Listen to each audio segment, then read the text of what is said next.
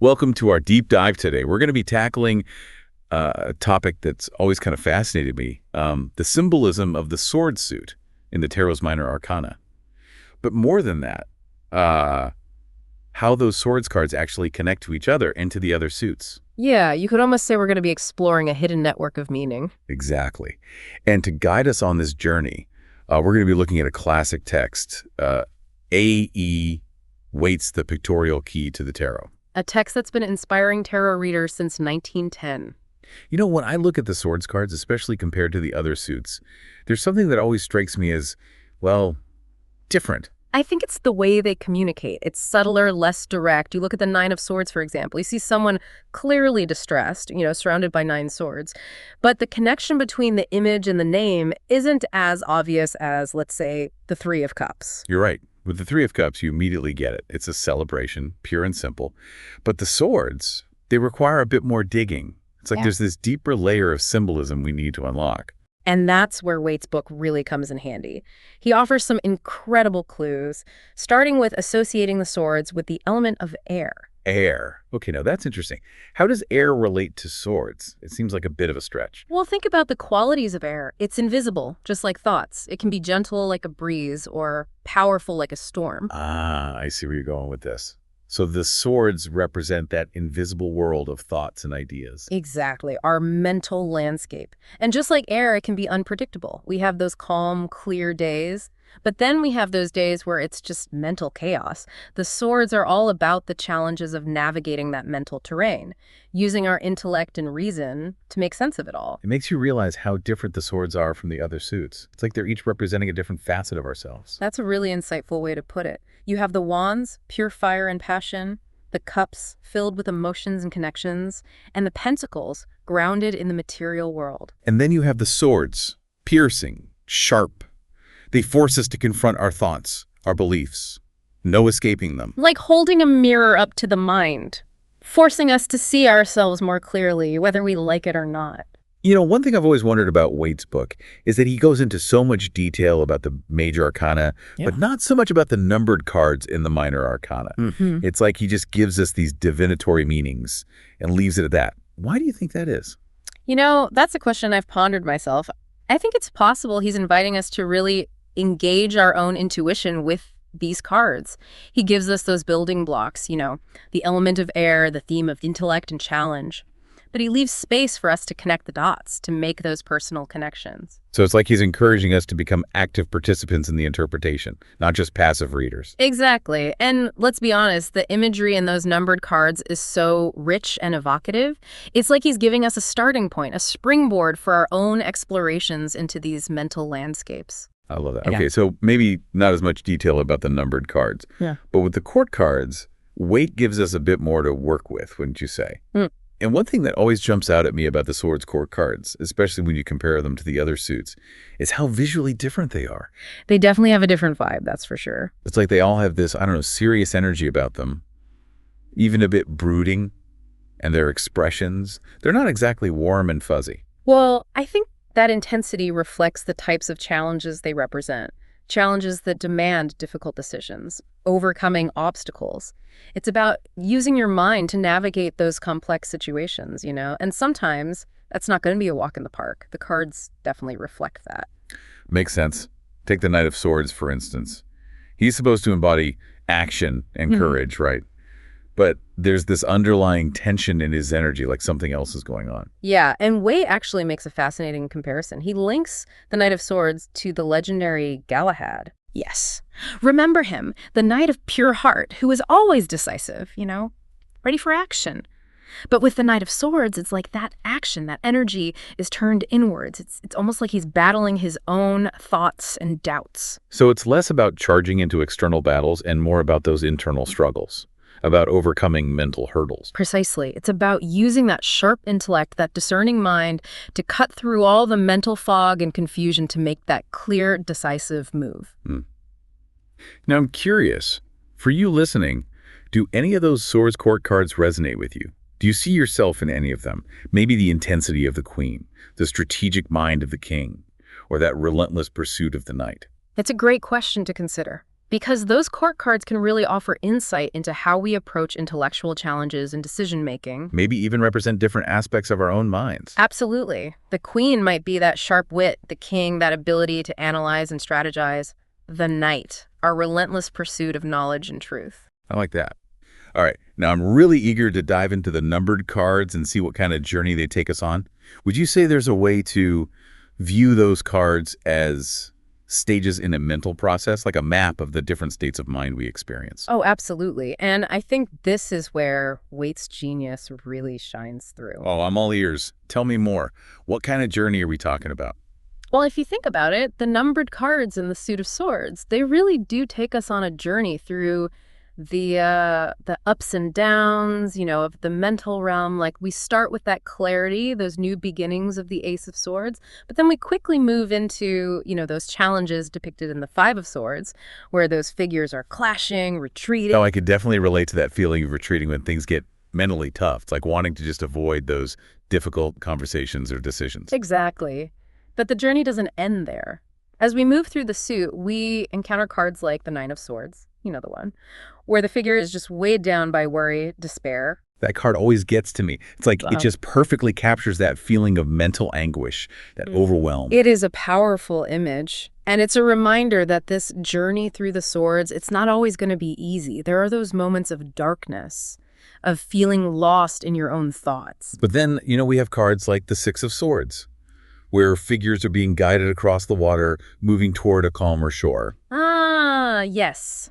The Six of Swords definitely offers a sense of hope, of moving through those difficult emotions towards a place of peace and resolution. It's like you're being ferried across those troubled waters, finding a way to navigate those challenges. And that's what's so fascinating about the sword suit. It doesn't shy away from the darkness, but it also shows us that there's always a possibility of finding our way through. As we're talking about this journey through the swords, I'm realizing that it really does mirror those times in life when we're just grappling with a problem, trying to make sense of something, or struggling with a difficult decision. That's a great point. It's like the sword suit is a blueprint for those mental processes, the ones we all go through. It's like Waite is saying, hey, look, life throws curveballs. And sometimes those curveballs, they're mental, they're emotional.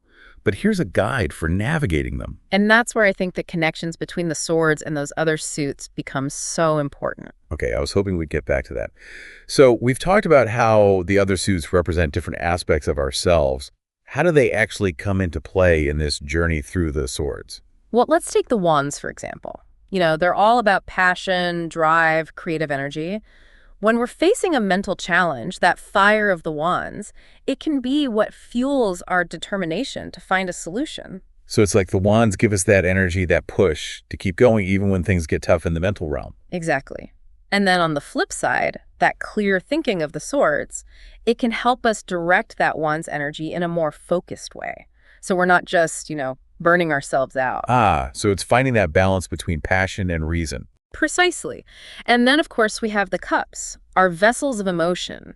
And when we're navigating the sword suit, our feelings, they can either cloud our judgment or offer valuable insights. So it's like they're the undercurrent to the sword's mental landscape.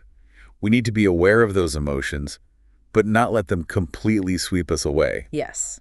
We need that sword's energy to actually process those emotions, make sense of them, and integrate them into our understanding. This reminds me of the Eight of Swords, the one where the figure is blindfolded and bound, surrounded by swords. It's like being trapped in your own mind, unable to see clearly. And what's interesting about that card is that there's no external force holding that figure captive. It's self-imposed. I think Waite is really highlighting the idea that sometimes our own thoughts, our own fears, they're what keep us trapped. Oh, wow. That really hits home. It's like those times when we create our own mental prisons, filled with doubt and anxiety. But the sword suit reminds us that we have the power to break free. It's about using our intellect, our reason, to challenge those limiting beliefs. So the swords can be both the bars of the cage and the key to unlock it. Exactly. And then we can't forget the pentacles. Those grounding, practical pentacles. When we're dealing with those mental challenges of the swords, the pentacles, they remind us to actually take action to make those ideas a reality. So it's not just enough to think our way out of a problem. We actually have to do something about it. Precisely. The swords help us come up with that plan, and the pentacles give us the tools and resources to actually put it into action. This is all starting to feel like this giant web of connections, with each suit playing this vital role. I love that analogy. It's like those intricate medieval tapestries where every thread contributes to that overall picture. And in the tapestry of life, the sword suit, with its focus on the mind, it's one of those crucial threads. All right, I'm already feeling like I've gained some new insights into this suit. But before we move on, I want to ask you, listening, a question. Have you ever experienced a time where you felt like you were navigating that sword suit terrain, like grappling with a tough decision or just feeling completely overwhelmed by your thoughts? What were the challenges you faced? And how did you find your way through? And how did those other aspects of yourself, your passions, your emotions, your practical skills, how did they come into play?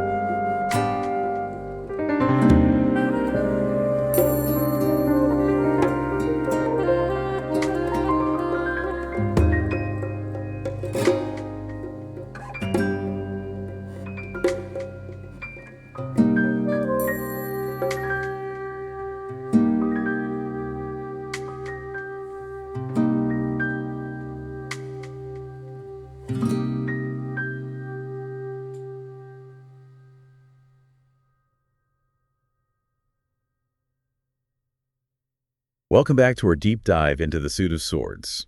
I don't know about you, but I'm already seeing these cards in a whole new light. It is amazing how much depth there is to uncover, isn't it? Absolutely.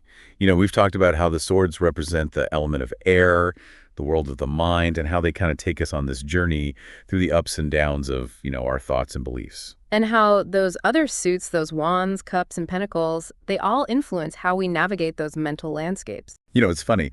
As we've been talking about all these connections between the suits, I've been thinking about those times when I've felt really stuck in a mental rut. Like I'm overthinking everything, just caught in these loops of worry and doubt. That's a really common experience, and it's definitely something the sword's suit, addresses directly. It's like those moments when the swords feel less like tools for clarity and more like they're actually, well, trapping us. Yeah, and Waite actually offers some pretty insightful guidance for how to work with that energy. He suggests that one of the keys to navigating the sword suit is to develop discernment. Discernment.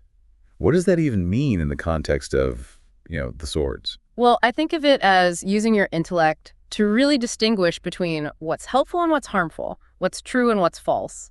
It's about not getting swept away by, every single thought or emotion that passes through your mind. So it's like having this, I don't know, mental filter, being able to sort through all that mental clutter and focus on what really matters. Exactly. And that's where, again, the connection between the swords and the other suits becomes so valuable. The passion of the wands, it can give us that energy to actually pursue truth. The compassion of the cups can help us understand, different perspectives. Yeah. And the practicality of the pentacles can ground us in reality. So it's like we're using all these different parts of ourselves to create a more balanced, more insightful approach to the mental realm. And that's what Waite really emphasizes, the importance of integration. He sees the tarot as this journey towards wholeness, towards bringing all those different parts of ourselves into harmony. So it's not just about, mastering the sword suit. It's about understanding how it fits into the bigger picture of our lives. And how we can use those swords, not as weapons to attack ourselves or others, but as tools for self-discovery, for growth. I think what's so powerful about Waite's perspective is that he acknowledges the challenges of that mental realm. He doesn't sugarcoat it, but he also offers us a path forward. He reminds us that even when we feel completely lost in the fog of our own thoughts, there's always a way to find clarity, to connect with that inner wisdom. Well, this has been an incredibly eye-opening exploration.